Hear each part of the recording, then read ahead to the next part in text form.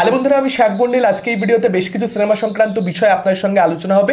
সবার আগে কথা বলবো শাকিব খানের আপকামিং সিনেমা রায়হান রাফি পরিচালিত ছবি তাণ্ডব। আপনারা সকলেই জানেন সেই ছবিটার একটা গান মেকাররা অফিসিয়ালি ড্রপ করেছে। শিফাত আব্দুল্লাহ আবির এবং গানটা তানভীর আহমেদের, এই দুজনে মিলে গানটা তৈরি করেছেন এবং দুজনেই বেশ ভালো কাজ করেছেন।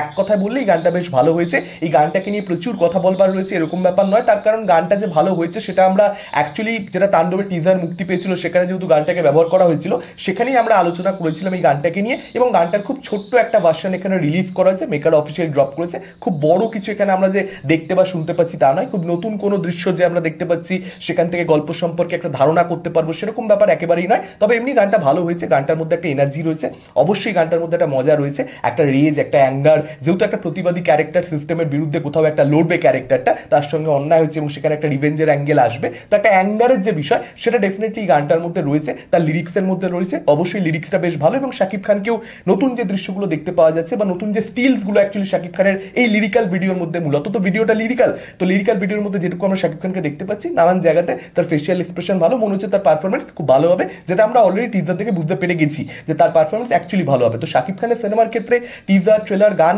এগুলো তো দেখুন ভালো হয়, এগুলো আমরা সকলেই জানি, এবং গান কিন্তু আরো একবার এখানে ভালো হয়েছে। এই গানটা কিন্তু অ্যাকচুয়ালি ভালো, আর আমার মনে হয় না এই গানটা অ্যাকচুয়ালি গোটা একটা গান হিসেবে আলাদা করে ছবির মধ্যে থাকবে। এটাকে এরকম ব্যাকগ্রাউন্ড মিউজিক হিসেবেই বারংবার ব্যবহার করা হবে ছবির নানান জায়গাতে এলিভেশন দেওয়ার জন্য, একটা সিনেমাটিক হাই অডিয়েন্সকে দেওয়ার জন্য সেরকমভাবে গানটাকে ব্যবহার করা হবে। হতে পারে যে যখন টাইটেল কার্ড উঠবে শেষে হয়তো এই গানটাকে আবার ব্যবহার করা হলো, সেরকমটাও আমরা দেখতে পেতে পারি। এবার অন্য কি গান থাকে, আমরা জানি একটা রোমান্টিক একটা অ্যাঙ্গেল থাকবে শাকিব খানের ক্যারেক্টারের, সেই দিকটা সেখানে হয়তো তার সঙ্গে একটা অন্যায় হবে তার প্রেমিকার সঙ্গে, এরকম কিছু একটা আমরা দেখতে পেতে পারি। তো সেখানে একটা রোমান্টিক গান আশা করছি থাকবে, বা সেটা ছবিটা মানে মেকাররা আগে রিলিজ করবে ছবি রিলিজের, নাকি সেটাকে মেকাররা হোল্ড করবে, কারণ সেখানে গল্প রিভিল হয়ে যাওয়ার সম্ভাবনা থাকবে, তাই মেকাররা সেটাকে হলে গেলে তবেই অডিয়েন্স দেখতে পাবে, সেরকমভাবেই আনবে বিষয়টাকে। দেখা যাক সেটা কি করে না করে, তবে আশা করছি সেই রোমান্টিক গানটা ভালো হবে। রায়হান রাফির ছবিতে রোমান্টিক গান কিন্তু বেশ ভালো হয়, সেটা আপনারা তুফানে দেখে নিন, কিংবা বিশেষ করে আমি তুফানের থেকে অনেক বেশি বলবো এখানে সুরঙ্গর কথা, বেশ ভালো কিন্তু রোমান্টিক গান ছিল। তো দেখা যাক এখানে রোমান্টিক গানটা কিরকম হয়, আমি আশা করছি একটা রোমান্টিক গান থাকবে। আচ্ছা, এবার যদি চলে আসি সিনেমা সংক্রান্ত আপডেটসে, প্রথম আপডেটটা, ইনফ্যাক্ট আজকের ভিডিওর প্রত্যেকটা আপডেটই খুব ইন্টারেস্টিং। প্রথম আপডেটটা নানা পাটেকরকে কেন্দ্র করে SSMB 29 অর্থাৎ মহেশ বাবু এবং রাজামৌলির আপকামিং ছবি, তাদের কোলাবোরেশন, সেই ছবিতে অ্যাকচুয়ালি নানা পাটেকরকে একটা রোল অ্যাপ্রোচ করা হয়েছিল রাজামৌলির তরফ থেকে, কিন্তু নানা পাটেকর রিজেক্ট করে দিয়েছে। 20 কোটি টাকার একটা অফার ছিল এই রোলটার জন্য, 15 দিন শুটিং করতে হতো মাত্র, তা সত্ত্বেও নানা পাটেকর রিজেক্ট করে দিয়েছে রোলটা। আমি সত্যি জানি না এটা নানা পাটেকর বলেই সম্ভব, এটা নানা পাটেকর বলেই সম্ভব, আদারওয়াইজ আমার মনে হয় না রাজামৌলির অফার এই মুহূর্তে কেউ ফেরাবে। 15 দিন 20 কোটি টাকা একটা রোল রাজামৌলির ছবিতে, ভাই সুবর্ণ সুযোগ ছিল। নানা পাটেকর রোলটা ফিরিয়ে দিয়েছে। নানা পাটেকর যে ক্যালিবারের অ্যাক্টর, রাজামৌলির ছবিতে নানা পাটেকর মানে একটা দেখবার মতন কিছু হতে পারতো। আমি জানি না কেন নানা পাটেকর এটা করলো, মানে এটা অডিয়েন্স হিসেবে প্রচণ্ড হতাশার যে এরকম একটা কোলাবোরেশন আমরা দেখতে পারলাম না। প্রচণ্ড হতাশা আমি আপডেটটাতে। আমি আশা করবো যে আর হবে না হয়তো, কিন্তু যদি নানা পাটেকর রাজি হয়ে যেত, খুব খারাপ। যাই হোক, এর পরবর্তী আপডেটটা আবার খুবই এক্সাইটিং, সেটা আবার খুশি করে দিয়েছে।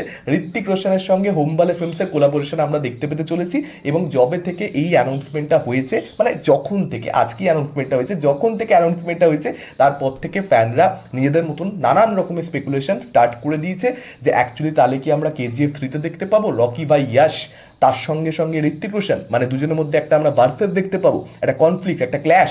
আবার অনেকে বলছে যে প্রভাস ক্রস ঋত্বিক, প্রভাস এবং ঋত্বিক রোশনকে আমরা একসঙ্গে দেখতে পাবো মেবি প্রশান্ত নীলের পরবর্তী ছবিতে। এরকম নানান ধরনের জল্পনা কল্পনা, যদিও এগুলোকে কেন্দ্র করে কিন্তু কোনো আপডেট নেই। অ্যাকচুয়ালি ছবিটা কী হবে, পরিচালক কী হবে, সে ব্যাপারে কিন্তু কোনো আপডেট নেই। তবে হ্যাঁ, হোমবালের সঙ্গে ঋত্বিক একটা ছবি করছে, প্যান ইন্ডিয়া ছবি হবে, বড় স্কেলে হবে, অবভিয়াসলি আপনারা বুঝতেই পারছেন।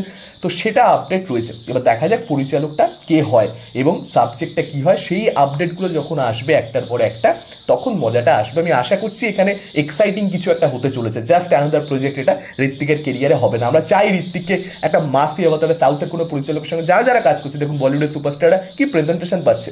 সানি দেওয়াল, আমি শাহরুখ খান ছেড়ে দিচ্ছি, আমি রণবীর কাপুর বাংলা ছেড়ে দিচ্ছি, আমি বলছি সানি দেওয়ালকে আপনারা জাটে দেখুন, তো সেই জিনিসটা ঋত্বিক রোশনের ক্ষেত্রে হতে পারে। এর পরবর্তী আপডেটটা সন্দীপ রেড্ডি বাঙ্গাকে কেন্দ্র করে, আশা করি আপনারা সকলেই জানেন তার আপকামিং সিনেমা স্পিরিট অভিনেতা হিসেবে মুখ্য চরিত্রে কাজ করবেন অবশ্যই প্রভাস, এবং সেই ছবিতে তৃপ্তি থাকবেন, দীপিকা থাকবেন না। এই আপডেটগুলো মোটামুটি আপনারা পেয়ে গেছেন। সন্দীপ বাঙ্গা সে অফিসিয়ালি একটা পোস্ট করেছে দীপিকার নাম মেনশন না করে, অনেক জল্পনা কল্পনা বাওয়াল ডিসকাশন সেটাকে নিয়ে হয়েছে। আমি বহুদিন আগে একটা ভিডিও তৈরি করেছিলাম, সন্দীপ বাঙ্গা পোস্ট করবার পরবর্তীতে আর ভিডিও তৈরি করবার সত্যি বলতে আমার ইচ্ছা হয়নি, কারণ আমার যা বক্তব্য সেটা আমি অনেক আগেই দিয়ে দিয়েছি। সন্দীপ বাঙ্গার এই পোস্ট করবার পরবর্তীতে নতুন করে কিছু বলবার মনের মধ্যে ইচ্ছে তৈরি হয়নি। ইচ্ছে তৈরি হলে অবশ্যই বলতাম, বলবার তো কিছু থাকতে হবে, জোর করে তো একটা ভিডিও তৈরি করে দেওয়া যায় না, কিছু তো বলতে হবে রে ভাই, ফ্রুটফুল কিছু যেটা আলোচনা দেখে আপনারা মজা পাবেন, সেরকম কিছু আমার সত্যি বলতে মনে হয়নি।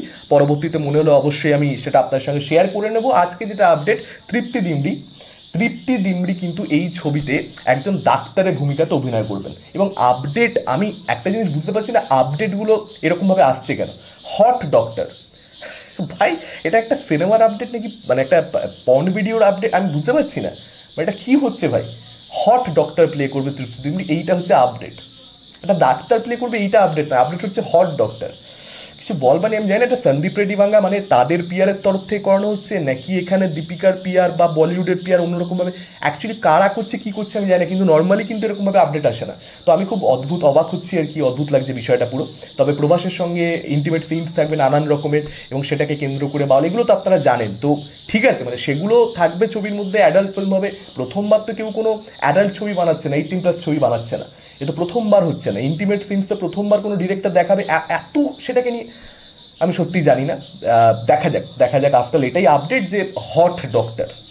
আপনাদের মতামত কি পুরো বিষয়গুলোর কেন্দ্র করে, ডেফিনেটলি আপনারা সেটা আমাদের কমেন্ট করে জানাতে পারেন। এই ভিডিওটা ভালো লাগলে লাইক করতে পারেন, শেয়ার করতে পারেন। আমাদের চ্যানেল নতুন হলে চ্যানেলটাকে অবশ্যই সাবস্ক্রাইব করতে পারেন। আজকের মতন টাটা, চোখ রাখুন পরবর্তী ভিডিওতে।